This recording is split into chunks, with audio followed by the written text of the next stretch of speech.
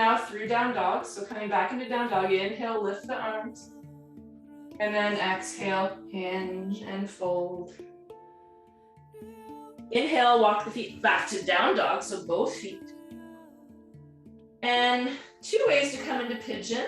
You can bring the feet together to touch and then lift the right leg up to the sky. Or you can just bring the knees down to tabletop, walk the hands forwards, and then just bring that right knee towards the right wrist.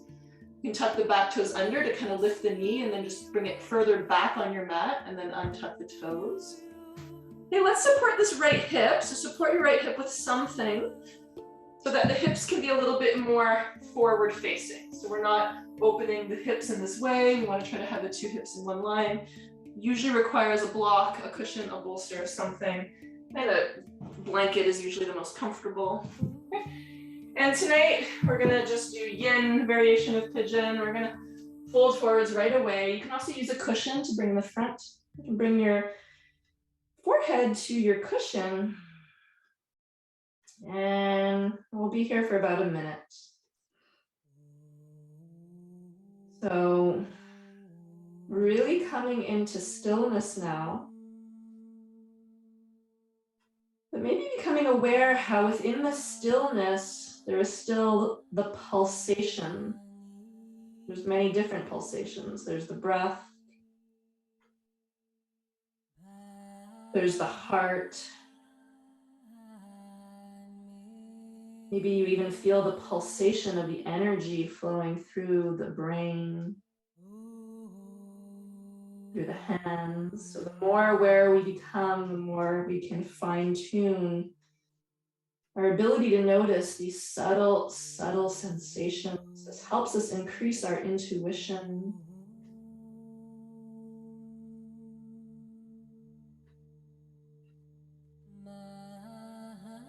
You can, if you want, try pulling the skin of the forehead down towards your nose. So by pushing your chin away from you, that helps pull the skin of the forehead towards the nose. Let's do 3 more breaths on the side before coming to other side.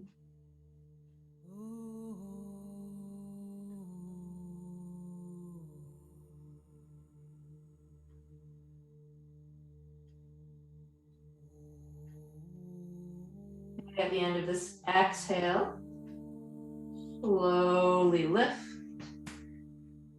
Place your hands on either side of that knee, tuck the back toe under, and you can come either into tabletop and child's pose or back into a down dog if you'd like. So wherever you are, down dog or child's pose, just notice right now the difference. So notice your right hip, notice your left hip. Let's see if you can notice that very subtle difference. And then we'll repeat other side. So if you're in child's pose, you can come up to tabletop. Maybe you even want to just do a down dog in between.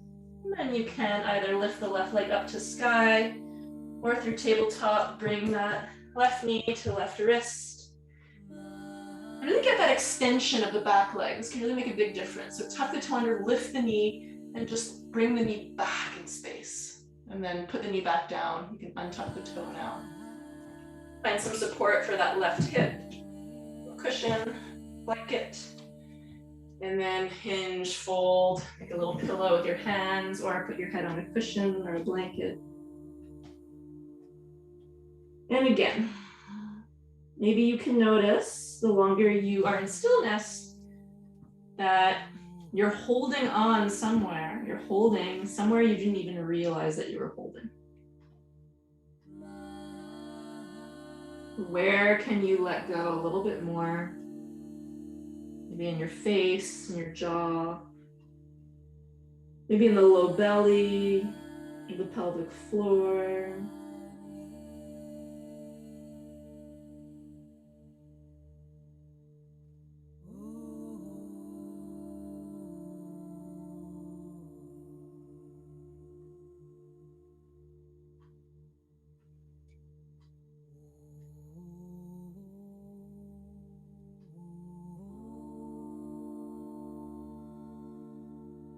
Okay, last 3 breaths here.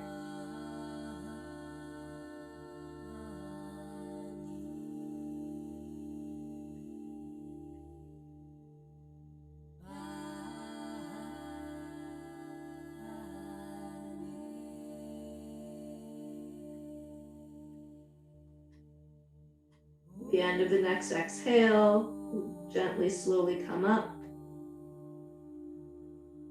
And making your way back into tabletop. If you want to do a down dog, go ahead. And then we're all going to meet in a wide-legged child's pose for about 5 breaths. So find your way to that wide-legged child's pose. And let the forehead come to the floor for 5 breaths here, where you notice now the left hip and the right hip. It might feel as though there is more balance or equilibrium in between the 2 hips, or you might still notice a difference. And a difference can just be the natural asymmetry of your body, and that's completely normal. Doesn't mean there is anything wrong. We all have those asymmetries within us. Okay, slowly we're gonna make our way to the back. So you can walk your hands back towards your knees to sit back onto your bum. Bring the knees together, bring your bum over to the side, and then come over onto your hip to lie on your side. And we're gonna come onto our back. Extend the right leg, and then half happy baby with the left. So hand on the inside of that left knee, outside of the left foot. Take your right hand to your right hip. And we'll do about 5 breaths here, where every time we exhale, just pulling the knee down towards the floor, sole of the foot is pointing upwards towards the sky. Let your breath really expand the low belly. Keep the right leg active. So the back of the right thigh is pressing into the floor. And those toes of that right foot are pointing up to the sky. Lift the chin so it's in line with the forehead, and relax your face. Okay, release, and cross this right knee over towards left knee over towards the right. We're gonna do just a few breaths in this twist.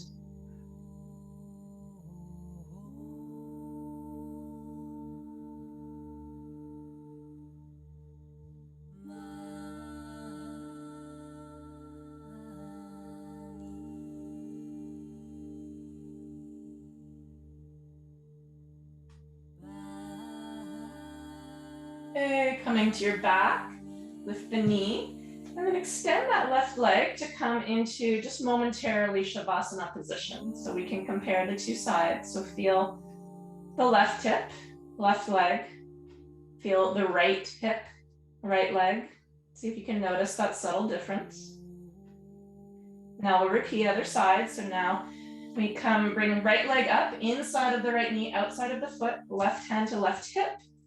Have a firm, active left leg, and just use your breath. You can relax the face, you can close your eyes. Just let your attention rest inwards as you allow that right hip to open and the right knee to release down towards the ground. And release, and we'll come into a twist. You can take your left hand to the outside of that right knee, bring the right knee down to the left, and then reach out towards the right.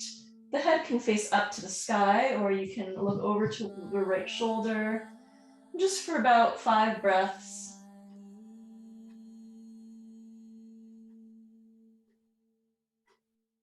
Nice pose to really feel the pulsation of your breath in, expansion on the inhale.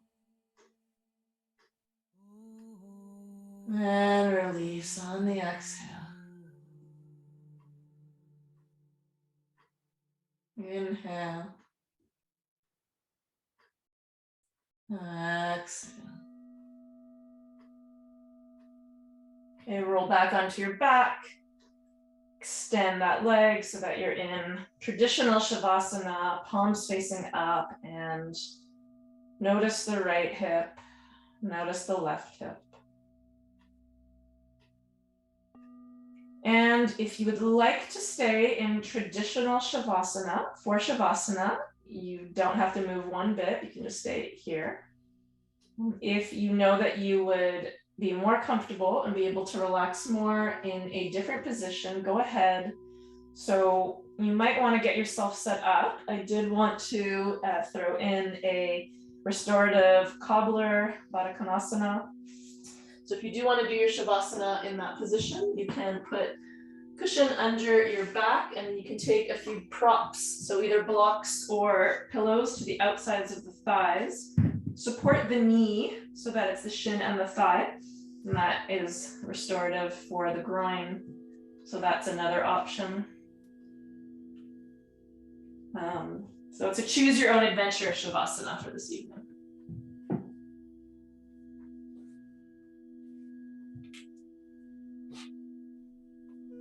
Take the time you need to get set up properly. Put on your socks, cover yourself with a blanket, cover your eyes maybe.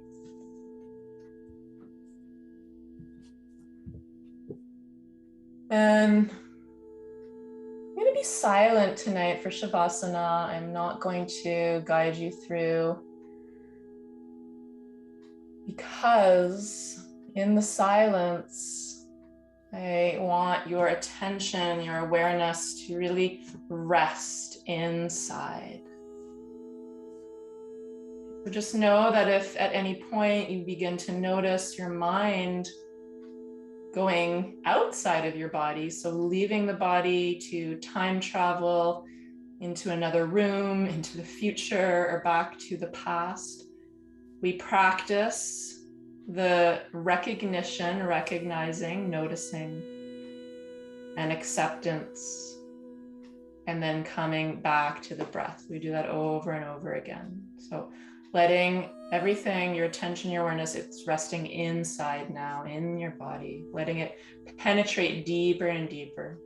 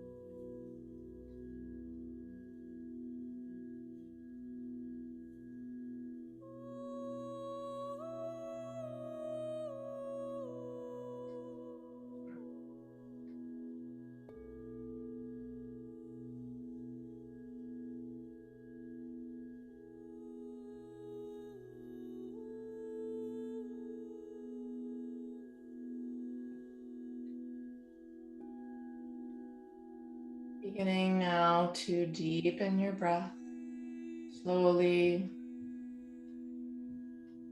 focusing on the inhale, all of the awareness, all of the attention on a deep inhale, infusing your mind, your body with prana, with your vital life force energy. energy that will be used to create life within you. So breathe it in, let it turn up, turn on.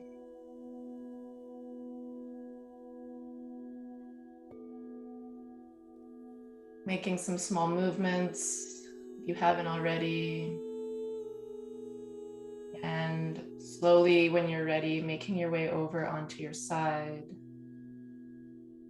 Or staying exactly where you are if you're in a good place and you'd like to do a longer Shavasana this evening. Go ahead.